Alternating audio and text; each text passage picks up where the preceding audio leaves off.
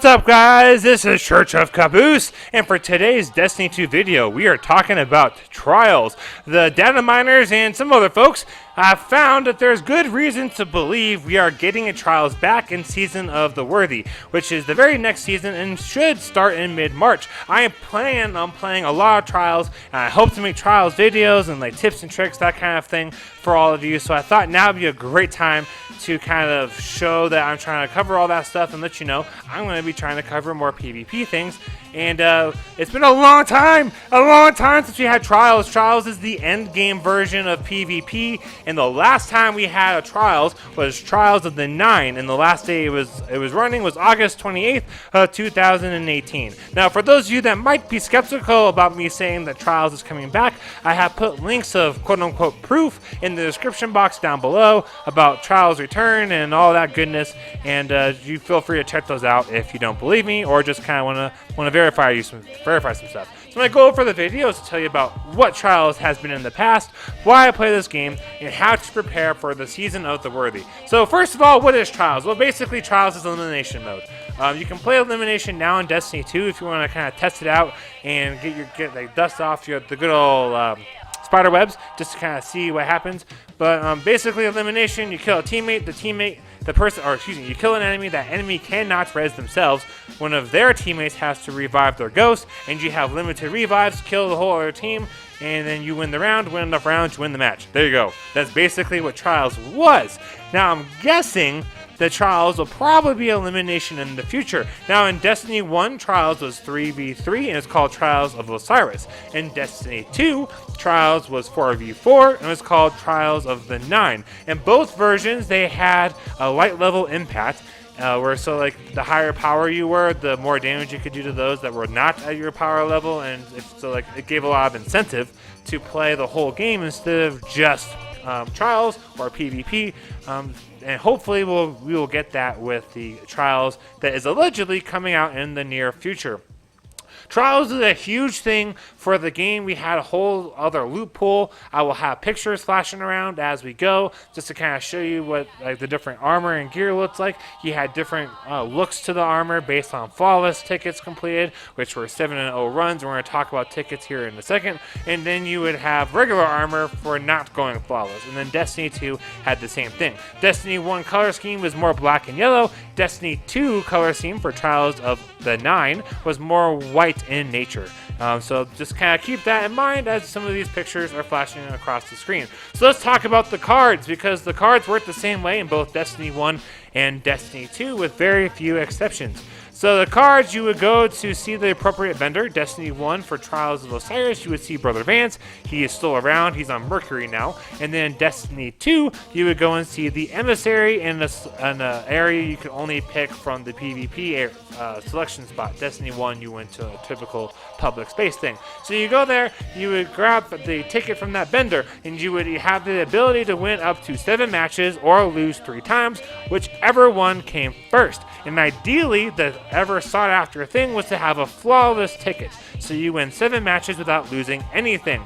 The big difference between Destiny 2 and Destiny 1 was the fire team. Destiny 1 was 3v3, Destiny 2 was 4v4, but Destiny 1, Brother Vance sold these boons. You could buy a boon that would forgive you for losing a round, so you could technically lose 4 matches instead of 3 before your card ended. And then you can also buy a little thing that would add 1 win onto your card, so technically you only had to win 6 without losing instead of 7. That was really, really nice, and Destiny 2 did not have those boon options for Trials of the 9. One of the big things that Destiny gained from having a Trials of, I guess just a Trials, was that especially in Destiny 1, the YouTube and streamers were full of Trials gameplay, pulling off insane matches where they would win 1v3s. There was a super where, as a warlock, where you could res yourself from the dead, and so you could surprise people and get them with grenades, because that's what the super would give you, was just a metric butt ton of grenades. You had weapons in Destiny 1 that had rolls on sniper rifles like funnel rounds, so you could one-shot body shot a guardian, so people would burn through their ammo just to have 1 round left, and then use that to get a quick drop and turn it to being 3v2 or 1v2 instead of 1v3. So stuff like that. Then there was also other perks like Luck in the Chamber, which basically random rounds did more damage. So Destiny 1 was just full of these insane turnarounds and highlights, and you had to like check and be, ooh, what's that person using? Ooh, what guns does that person have? Kind of like you might do with comp now, only it was 3v3. It was just a grand old time. If we go fast forward from Destiny 1 to Destiny 2, the Trials was rather boring, really. I mean, the weapons, everyone had the same weapon rolls. There was no random rolls, so like if I could be, oh look, they got the same gun as me. That means they have the exact same rolls. So that was pretty boring. And 4v4 was a little bit more difficult to play and help carry your friends and that kind of thing. And Destiny 2 Crucible was just not nearly as popular as Destiny 1. But really, ultimately, the main purpose of Trials was to have an end game for Crucible players. That was their end game. PvE people, such as myself, we got raids and like Shattered Throne and Pit of Heresy, so those dungeons, we got all kinds of stuff. But for PvP, all they had was Trials. Currently, the closest thing we have in Destiny 2 is comp with trying to go Legend to get Not Forgotten.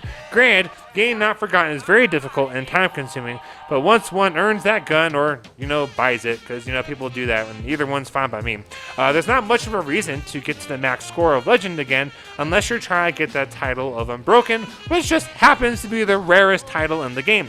So since Trials has ended, there's been no end game for PvP, folks. People have gotten bored, burnt out. People abuse things in PvP, such as like Erentil, for example. There seems like there's a lot more cheating as well in Destiny 2 for the PvP than there was in Destiny 1.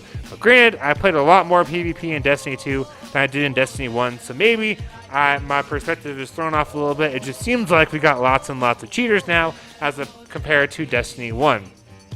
So I guess that brings up a good question then. So Church, why did I, as the PvE heavy player, play Trials so much and why I spend so much time on PvP? Well, you guys saw the armor and the weapons and all that stuff before.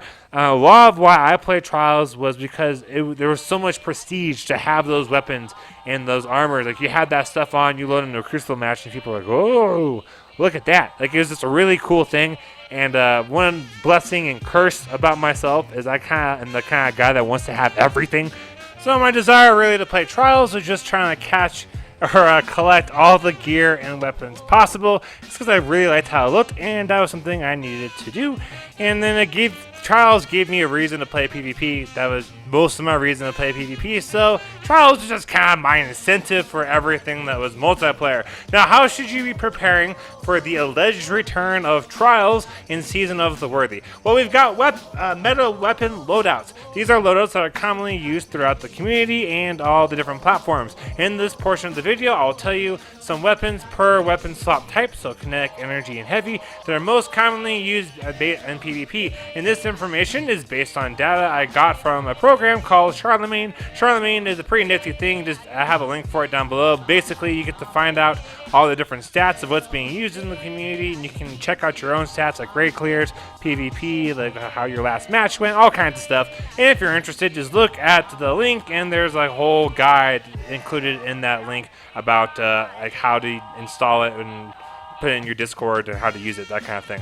But anyways, excuse me, I will tell you what each weapon is, how you get that weapon, and the kind of roles I personally like to have on each one. Of course, the pinnacle weapons like Luna's Howl, Not Forgotten, Recluse, Mountaintop, and Revoker are meta, and they are great weapons. However, if you're new to playing, so since Shadowkeep, there's a chance that you are not able to pick up those quests anymore based on conversations I've had with people in the past. But if you are able to pick up the quests, you can find them from Lord Shaxx in the tower, and there's plenty of guides on the internet about how to efficiently complete those, and they are totally worth getting. Not Forgotten, though, is probably the hardest. You have to get to the max score of Legend in competitive playlists, and we're going to leave it at that. For the rest of the list, I'm going to go ahead and assume you either have those Crucible weapons or you don't care to get them, and we're going to not talk about fusion rifles because DMG04, he's one of the community managers, replied to a video about fusion rifles, that fusion rifles are getting looked at in the near future. So to me, it didn't seem like a good idea to talk about the best fusion rifles to have in this weapons list, seeing as to it seems likely that how fusion rifles behave will change in the next season. The Season of the Worthy is also most likely has very strong potential potential to be a PvP heavy season, so there could be lots of changes to this sandbox. It's just hard to accurately predict those changes, and in my opinion, it is better to have the weapons I want to tell you about and not need them than to need them when the next season comes out and not have them. So keep that in mind if you decide if we're going to stop watching now or keep on going.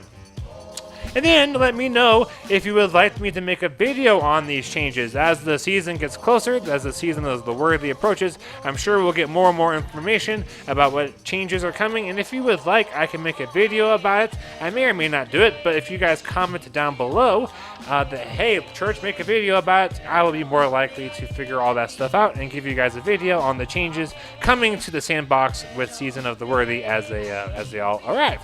So let's talk about the weapons. In our kinetic slot, we have Spare Rations, which is the hand cannon. In order to get this hand cannon, you've got to play Gambit or Gambit Prime and or the Reckoning. It is an RNG, so it randomly drops, random number generation. So just play and pray. And he prays! Personally, I like having range and reload or range and damage perks on hand cannons and basically everything. Number 2, it would be Bygones. Bygones is a pulse rifle. It has been super common in Destiny 2, so you're all probably familiar with it. And it, just like the Spare Rations, play the Reckoning and Gambit or Gambit Prime, and that's how you get this weapon to drop. And this weapon is also RNG, so play and pray. Just take a knee at the end of every match, I guess, and just hope for the best. We also have the Crimson. The Crimson is a exotic hand cannon. Man, this season's full of hand cannons. And it also has a catalyst. So when you get a kill with this weapon, the weapon reloads upon headshot, final blows, and it will heal you up.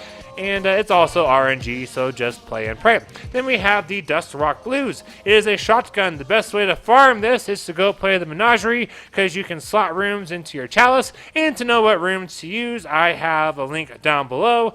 If you want to figure out all the different combos for everything that comes from Menagerie, check that out. Specific for the Dust Rock Blues, go to your chalice, put in the Pleasure, the Access Rune, and the Wealth Room, and just pay attention to which ones have the Masterwork focus, like range or reload, whatever, and that way you can tailor the weapon to what you want to have. Because also, the perks that will be on that weapon will be similar to the Masterwork. So if you pick a range Masterwork, you are more likely to have a perk drop like accurized rounds on that Dust Rock Blues. You can also go to the EDZ and complete and farm Lost Sectors and maybe some of those EDZ strikes, but your best bet is Lost Sectors, and you will have a chance for this Dust Rock to drop as well. The perks that I prefer on this shotgun are geared towards range and damage. Personally, I like accurized rounds and snapshot with a range Masterwork. Dust Rock Blues is mostly popular because it is one of the higher range weapons in the game as far as shotguns go. Now we're on to the energy slot. Mindbender's Ambition is a shotgun, and it's only available from the Hollowed Lair Nightfall. This Nightfall is only going to pop up, or at least more often pop up, when you go to the Vanguard section. Go all the way to the right. It's a little section to the right of the Nightfall Ordeal, and you click on that, and you will see the list of Nightfalls for the week. Another way of checking without going into the director would be to hop on the LFG source. And if you see people being like, farming Mindbenders, then you know Mindbenders is an option from the Nightfall that week. Then we have the Beloved Sniper Rifle. It is another Menagerie weapon. It is only available from the Menagerie weapon, unlike the Dust Rock. We have another option or two. For the Beloved Sniper Rifle, make sure you go to your chalice, slot in a Cunning rune, a Gluttony rune, and an Ambition rune. I personally prefer snapshot sights and accurized rounds. If you can't tell, for me, range is everything. And that's mostly what I go for. Then we have Lord of Wolves. Lord of Wolves is an exotic shotgun with a history of pissing everyone off. I've seen so many videos of people ticked off about this shotgun. It's gotten a buff, and it's gotten a nerf, and it's gotten another buff, and I don't know, it just flips back and forth. And it is toxic as hell on PC. Oh man, everyone on PC had all the complaints about Lord of Wolves. And it also has a catalyst. This weapon is also RNG, so play and pray. Then you have the Trust Hand Cannon. You can buy the Trust Hand Cannon. You can get a curated roll from the Drifter. You just have to have to finish a quest or level them enough, level the Drifter up enough, I think it's a quest, and you're able to buy the curated roll. But if you want to farm for random rolls, then you gotta do the Reckoning and Gambit Prime or Gambit. I personally like range and reload speed or range and damage, and again, it is RNG, so play and pray. For the heavy, we're almost done here, guys. For the heavy, the Hammerhead machine gun, you can get this weapon bounty from 801, so it's a guarantee. You just have to have a weapon log in order to get up this weapon bounty, and you just go through the things and complete a forge. Boom, you have the Hammerhead. I love mine that has Feeding Frenzy and Surrounded, so I guess if you want to tailor your Hammerhead after what I like to have, go for something with like a damage and a reload perk. Then we have Wardcliff Coil. It is an exotic rocket launcher. It also has a catalyst. It is also, unfortunately, RNG. So play and pray, take a knee at the end of every activity you do, and just hope for the best. Play of the game is a grenade launcher. It is also RNG. Only available through Crucible packages and Crucible match completion drops. So again, play and pray. Then we have the Truth Rocket Launcher. It is insanely good at tracking. It's the only one with horseshoes and hand grenades, which means it explodes based off of proximity, although it feels like that may have gotten nerfed a little bit. But it is a super long exotic quest, and that would take way too long for me to talk you through in this video, so you can check out on YouTube, just Google, or YouTube I guess, Truth, how to get Truth. I also have a video on my channel, and I will do my best to put a video for that in the link down below, unless I spread it out into multiple videos, in which case, just go through my channel. If you want this rocket, again, just look up videos on how to get it. Finally, a last couple of tips for how to prep for the season would be, since in the past, Trials is usually light level based, so you have a power advantage, I would try really hard to get your character, whatever character you're going to be trying to do most of your Trials with, if you can't get all three, to 970 base power. I imagine the artifact will reset when Season of the Worthy starts, since that's been the case so far, when it went from Season of the Undying to the Season of Dawn that we're currently in. So getting to a base power of 970 or as high as you can should give you an advantage, just because you might be at a higher power than someone else you might play against in a Trials match. I would also encourage you guys to play in the elimination playlist that you can access from the Crucible Director as much as you can in order to get used to guarding ghosts in that strategy, because due to not being able to respawn yourself, it is a little bit different, and if you're not crazy used to it, it can be kind of a shock and trying to change, and you're just setting yourself up for more success in Trials if you at least play around a little bit in Elimination. So, based off the last two versions of Trials, Trials of Osiris and Trials of the Nine, I would expect a future version to be the Elimination game mode, and that we will have a huge pool of new loot to get, and that's what I am the most excited about. I would expect to get for that loot to be very cool looking, probably some sort of an Egyptian take, since that's what the last two seasons have kind of had a spin-off of. And the weapons will probably be awesome. One weapon that stands out to me from Trials of the Nine was the End Scout Rifle. I just loved having those explosive rounds, and it was really cool. Then there was this Pulse Rifle from Trials of Osiris that I had Headseeker on, and I really loved that Pulse Rifle, and I wish I could remember and could have found the name of it, but it is what it is, and so we're moving on. So I also hope for my sanity, this is we're starting hopes now, for my sanity, that Trials is more than just on a weekend, because I remember feeling torn on how to use my time. Part of that might have been I was in the Marines at the time, so I was working probably 50, 60 hours a week, and so I was having a hard time planning out doing raids and stuff from Tuesday to Thursday, and leaving just Trials as an option for the weekends, which is also probably why I didn't play as much of Trials of Osiris in Destiny 1. So I'm really hoping that for this potential upcoming Trials, that it is more than just on weekends. I have had clanmates tell me they think that it could be more than just a weekend thing, but we will find out if we get Trials and when we get Trials. I also hope that we get some boons like Trials of Osiris did, where you can have the boon to give yourself a win and forgive you for losing. That'd be great, and it also made Trials a little bit easier for the average Joe, such as myself, to get some of those wins and reap some of those rewards, and it also made Trials a little bit more enjoyable. Finally, I hope this Trials will be 3v3. 3v3 just works really well. 4v4 was pretty stupid. When we came to Trials of the Nine, it was really difficult, and I hated it. I thought 4v4 was just dumb. So I'm hoping it's 3v3 for this alleged future Trials. I also get some more awesome plays on YouTube, and I don't know, it just seems way more awesome to be 3v3. Alright guys, I hope this video helped y'all to know what Trials used to be like, and therefore gives you an idea of what we can expect the alleged upcoming Trials to be. I also hope you got an idea of why someone who, like myself, that plays so much PvE and very little comp, is actually excited about Trials coming back, and why I would play it, and maybe that helps you to know if Trials is something you would want to go after, or if you are like, nah, it's not my thing. Alright guys, I cannot wait for Trials to come out. I'm so excited for this new loot pool, and that we all in this whole community will probably be either trying to earn or wishing that we wanted to take the time and lose the hair to get it. I am Church of Caboose, and happy grinding, y'all.